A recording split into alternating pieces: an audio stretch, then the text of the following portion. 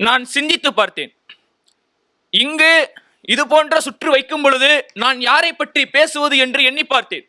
அப்பொழுதுதான் எனக்கு தோன்றியது, அவரவர் மகனை பற்றி பேசுகிறார்கள், அவரவர் தாயின் தந்தையை பற்றி பேசுகிறார்கள், அவரவர்கள் ஆசிரியர்களை பற்றி பேசுகிறார்கள். நான் யாரை பற்றி பேசுவது என்று. ஏனென்றால் தந்தையையும் தாயையும் பற்றி பேசுவதற்கு ஆட்கள் இருக்கிறார்கள், ஆனால் இவரை பற்றி பேசுவதற்கு யார் இருக்கிறார்கள் என்று நான் எண்ணி பார்த்தேன். இருளில் கிடைத்த ஒளி, ஒரு இருளில் நான் சிந்தித்து பார்த்தேன் யாரை பற்றி பேச வேண்டும் என்று. அப்பொழுதுதான் எனக்கு ஒரு ஒளி தோன்றியது, அந்த ஒளியை பற்றி தான் நான் பேச வேண்டும் என்று. விழி தெரியாத மனிதர்களின் மறு உருவமாக அவர்களின் உணர்ச்சிகளை வெளிப்படுத்தும் விதமாக நான் இங்கு பேச வந்துள்ளேன். அன்றைய காலத்தில் ஒரு புலவர் இருக்கிறார், அவருக்கு கண் தெரியாது, ஆனாலும் அவர் மிகச் சிறப்பாக வெண்பா பாடக்கூடியவராக இருக்கிறார். அவர் என்ன செய்கிறார் தெரியுமா? ஒரு மன்னனிடம் சென்று அவரை பற்றி பாடுகிறார். ஆனால் அந்த மன்னன் என்ன சொல்கிறான் தெரியுமா? அவருக்குத்தான் பார்வை கிடையாது, அவருக்குத்தான் பார்வை கிடையாது. இந்த போர்வை மிகவும் விலை உயர்ந்த போர்வை, ஆனால் கிளிசல் இருக்கிறது, அது அவருக்கு தெரியாது. அதை அவருக்கு போற்றி விடுவோம் என்று அந்த போர்வையை போற்றி விடுகிறார். அப்பொழுது அதை கண் தெரியாத மனிதன் தடவி பார்த்துவிட்டு கேட்கிறார். மன்னன் கூறுகிறார், என்ன புலவரே, போர்வை அனைத்தும் காயாக தொங்குகிறதா என்று. அதற்கு புலவர் மிகச் சிறப்பான ஒரு பதிலை கொடுத்தார். என்ன தெரியுமா? இல்லை மன்னா, சற்று பிஞ்சும் தொங்குகிறது அப்படின்னு சொல்றாருன்னா அவரோட மிகச்சிறந்த ஒரு எண்ணம் எப்படிப்பட்டதாக இருக்கிறது.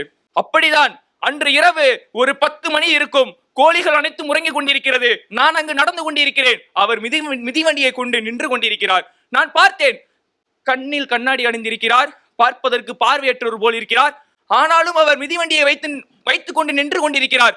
அவர் மிதிவண்டியை ஓட்டுவாரா என்ற சந்தேகம் எனக்கு தோன்றியது. நானும் அமர்ந்து பார்த்தேன், ஓட்டுவார் என்று. நின்று கொண்டிருந்தார். எனக்கு சந்தேகம் ஆர்ப்பரித்தது. அவரிடமே சென்று கேட்டுவிட்டேன், ஐயா, உங்களை பார்த்தால் எனக்கு பார்வையற்றவர் போல் தோன்றுகிறது, ஆனால் நீங்கள் மிதிவண்டியை வைத்துக் கொண்டு நின்று கொண்டிருக்கிறீர்கள், நீங்கள் ஓட்டுவீர்களா என்று கேட்டேன். எனக்கு ஓட்ட தெரியாது என்று கூறினார்.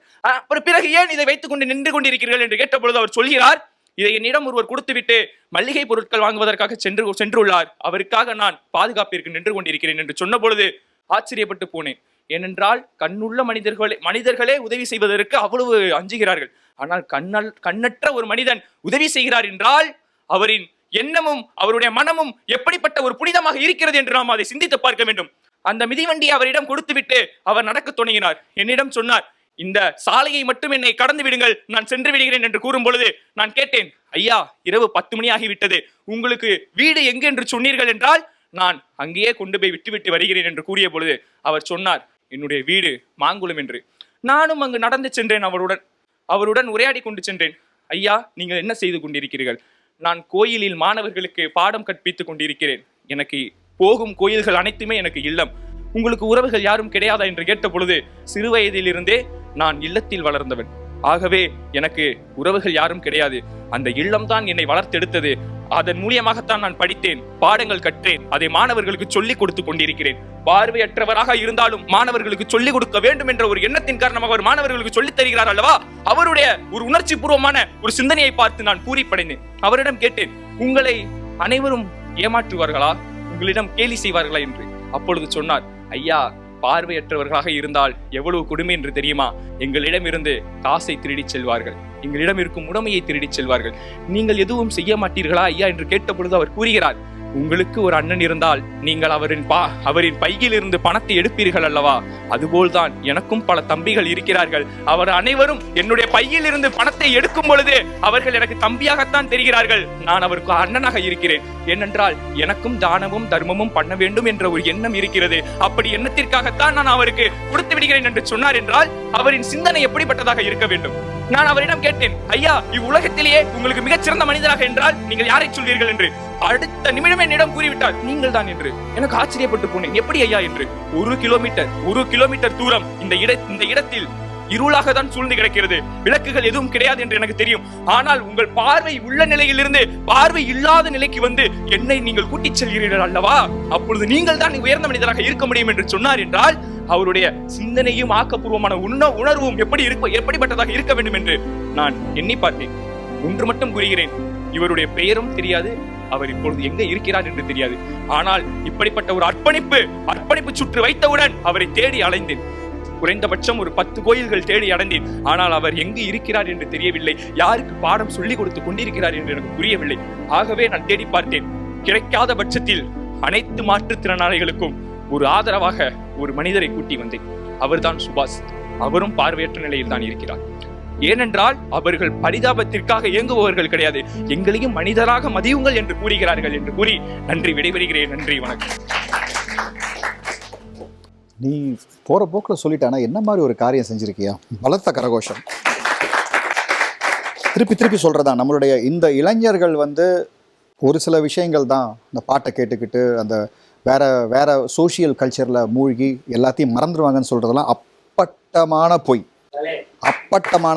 அவங்களுக்கு கொடுக்க வேண்டிய விஷயங்களை சரியான முறையில் கொடுத்தா அவங்களால எதையும் சாதிக்க முடியும் அப்படிங்கிறதுக்கு நமது தமிழ் எங்கள் உயிர்மையின் 16 செல்வங்களும் எடுத்துக்காட்டு, இனி வரப்போகும் 16,000 செல்வங்களும் எடுத்துக்காட்டு தான். ரொம்ப சந்தோஷமா இருக்கு ஜாக்கீர், ரொம்ப சந்தோஷம். மணிகண்டன் சார், என் பிள்ளை ப்ராக்டிக்கலாக ஒரு ஆளையே கூட்டிகிட்டு வந்திருக்காருன்னா அவரை மேடைக்கு அனுப்ப வேண்டாமா?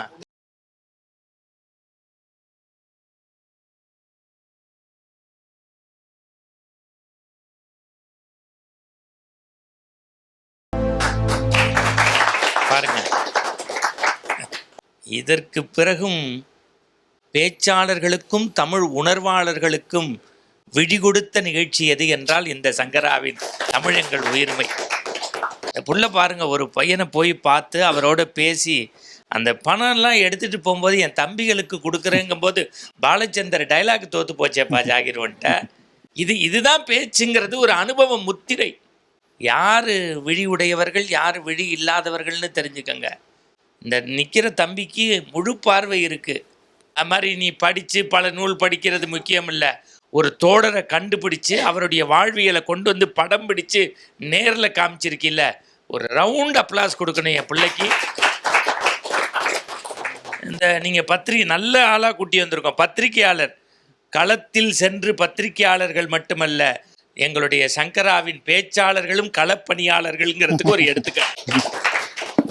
நாராயணன் சார், சங்கரா ஜாகீர் இதே ஒரு நல்ல சூப்பர் காம்பினேஷன். அந்த வார்த்தையை சொல்லக்கூடாது. மாற்றுத்திறனாளிகள் தான் இப்போ ஊமை கண்ணு தெரியாதவங்களாம் சொல்கிறார். கண் இல்லாதவர்கள் பார்வையற்றவர்கள், கருத்து இல்லாதவர்கள் தான் பார்வையற்ற.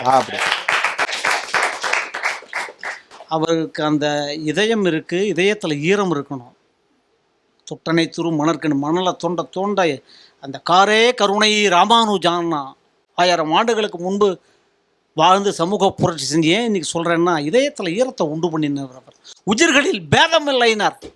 அவன் எவனாவனா இருக்கட்டும், யாராக இருக்கட்டும், பேதம் பார்க்காதனர். இவர் உயிர்களில் பேதம் பார்க்கவில்லை, உணர்ச்சியில் பேதம் பார்க்கவில்லை, மனிதத்தில் பேதம் பார்க்கவில்லை, எல்லாவற்றிலையும் ஈரம் பார்த்திருக்கிறார். அவருக்கு ஒரு வணக்கம். சங்கரா நிகழ்ச்சி இதை போன்ற நல்ல நிகழ்ச்சிகளை இல்லைன்னா, எதிர்மறை சிந்தனைகள் மட்டுமே கோலைச்சு கொண்டிருக்கிற இந்த காலத்தில் ஒரு நேர்மறை சிந்தனைக்கு ஒரு வடிவம் கொடுத்து, அதுக்கு ஒரு உடல் கொடுத்து, உருவம் கொடுத்து, அதுக்கு ஒரு நிகழ்ச்சி பண்ணி, இப்போதான் எங்கள் மனசு ஃபுல்லாக இருக்கு. அதாவது இவர்கள் மாற்றுத்திறனாளிகள் அல்ல, இந்த சமுதாயத்தை மாற்ற வந்த மாற்றுத்திறனாளிகள். நான் ஃபஸ்ட் டைம் இந்த பேச்சு கேட்குறப்ப என்ன பேசுதுன்னு தெரியல, லைட்டாக பயமாக தான் இருந்தது. அதுக்கப்புறம் அண்ணன் பேசினார். ஒரு கோயில் பூசாரியை பார்த்தேன், அவர் பார்வையற்ற மாணவன் அப்படின்னு சொல்லிட்டு மற்றவங்களெலாம் சொல்லி கொடுத்தேன்னு சொல்லிட்டு இருந்தார். 1 கிலோமீட்டர் வரைக்கும் நடந்து கூப்பிட்டு போய் விட்டு வந்தாரா, இது நம்புற மாதிரிடா இருக்குது அப்படின்னு யோசித்தேன். ஏன்னா நானும் இந்த மாதிரிலாம் நிறைய அனுபவிச்சிருக்கேன். நான் போகிற வரப்பெல்லாம் நிறைய பேர் பைக் எடுத்துன்னு விடுவாங்க. சாரி கேட்டெல்லாம் என்ன நீ தானே பார்த்து வரணும் அப்படின்னு சொல்லிட்டு போவாங்க. ஆனால் எங்களை மாரி ஆளுங்களுக்கு அண்ணன் ஹெல்ப் பண்ணியிருக்காரு. ரொம்ப நன்றிண்ணே. உங்க லட்சியம் என்ன வாழ்க்கையில்? நான் ஒரு மியூசிக் டைரக்டர் ஆகணும்னு அதுதான். பார்க்குறதுக்கு தனுஷ் மாதிரியே இருக்காப்புல. தேங்க்யூ சுபாஷ். உங்களுக்கு நிறைய நண்பர்கள், நிறைய தங்கைகள், தம்பிகள், அண்ணங்கள் எல்லாமே கிடச்சிருக்காங்க. ஸோ வாழ்க்கையில் நிறைய உங்களுக்கு வெற்றிகள் அடைய சங்கரா தொலைக்காட்சி சார்பாக கடவுளை பிரார்த்திக்கிறோம். Thank you sir.